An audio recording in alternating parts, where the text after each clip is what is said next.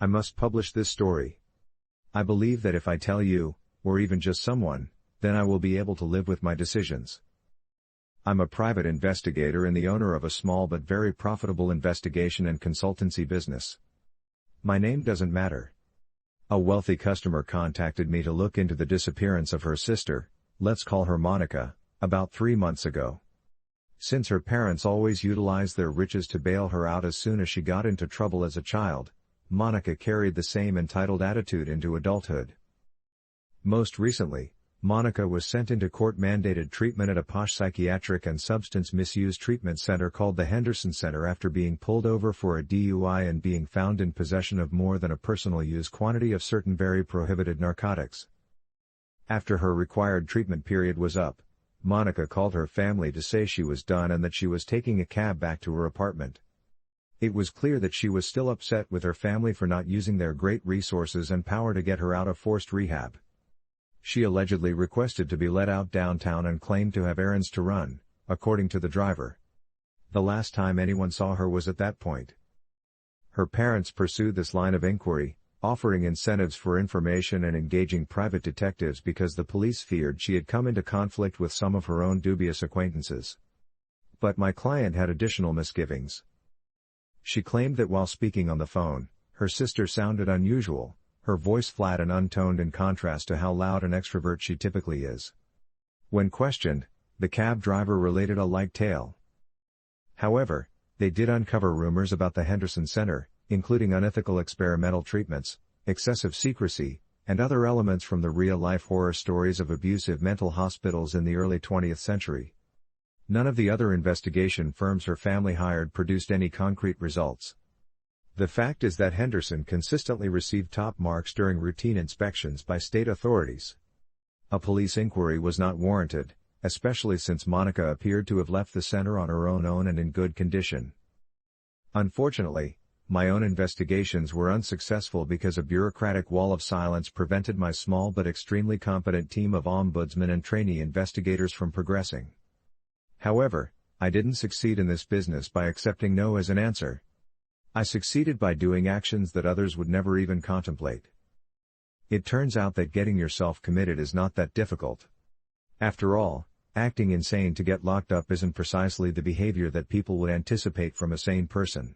All it needed to get myself picked up and taken off for a 72-hour evaluation was a 911 call that used the proper buzzwords to persuade the operator that I would be a danger to both myself and others. I was one of the few psych patients from police processing that were brought to Henderson for treatment thanks to connections I'd made in the police department and municipal administration. Although it is a private hospital, they have an agreement to accept a specific number of cases from the county each month as a form of public service. I was able to start my research really once I got inside. Even though I knew it was a high-end facility that typically served the wealthy and connected when I entered, I was taken aback by how, lovely the setting felt. It appeared that the center's declared goal was to place patients under as little restraint as possible, just enough to assure their safety and the staff's, in order to foster a safe, supportive atmosphere for healing and therapy.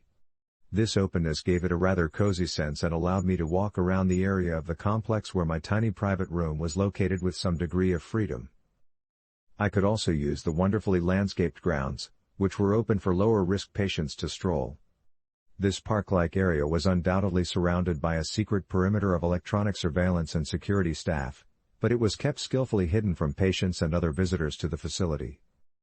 Even still, after 2 days at Henderson, I was starting to suspect that my client had sent me on a fruitless search because I had not discovered any proof of any suspicious activity at the complex. The guarded wards, where apparently high-risk patients were held, were the only site left to search. I knew that, in some locations, the part of the grounds adjacent to those wards was separated from the section I was allowed in by nothing more than a tall, dense hedge, which was difficult but not impossible for me to squeeze through unnoticed when the staff wasn't watching me too closely. Google Earth can be a pie's best friend in these situations. What I discovered on the other side wasn't alarming at first. A collection of patients arranged in 4 tidy rows, all looking in the same direction. I initially believed I had merely stumbled across some sort of planned group activity, but there was no staff member present, and no one directing the class. I moved forward while scowling. I carefully maneuvered around the group and walked up to them so they could see me in their peripheral vision before I got too close because I knew it was not a good idea to shock a patient in a mental hospital. "Hello," I called to them while scanning the area for any signs of employees. They remained silent and continued to look straight ahead. I approached one of the patients in the first row with caution. He was an elderly man with no hair on his head save for a thin white fringe. "Hello there." I spoke a little louder while sneaking a quick check around. I sprang back in horror as soon as I saw his face as he slowly turned to face me, sending a shiver down my spine. He stammered, "Hi," blinking his somewhat swollen, discolored, and unfocused eyes. When I was examining the history of abuse at mental health facilities in preparation for my inquiry at Henderson, I had previously seen faces that looked like that in images. The man had 2 black eyes, but they weren't the kind you get from fighting with your hands. This was the distinctive bruise left behind after a transorbital lobotomy, when a sharp surgical probe is inserted beneath the eyelids and into the brain via the eye socket's roof. After a few seconds, the elderly man with the bruised eyelids gently turned back to face the front without saying anything else to me. One more patient had bruises that were almost disappeared, and I observed 2 others with similar discoloration as I surveyed the slack, empty features of the patients standing in their orderly rows. I assumed the individuals with bruising were simply those who had the treatment most recently. They had performed the surgery on all of them, based on the entire group's submissive and captivated behavior. The practice of mass lobotomies was thought to be a thing of the past, a somber chapter in the history of medicine, but based on what I witnessed here, it was still very much alive at the Henderson Center. I took many images of the patients using the tiny digital camera I had managed to sneak into the hospital. This was the proof I required, and regardless of the inspection record's excellence, I knew it would be sufficient to at the very least trigger a state medical board investigation. I returned to the hedgerow and pushed my way through it once more, keeping my eyes tightly shut to prevent cutting my corneas as I did so. The hedgerow was tightly braided with tiny branches and leaves with sharp edges. I froze as I tried to open them from the other side.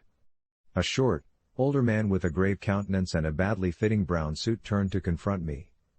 I knew him from my research. Dr. Henry Henderson was in front of me, surrounded by 2 strong hospital orderlies. He let out a deep sigh as his face darkened somewhat. "I genuinely regret that you saw that.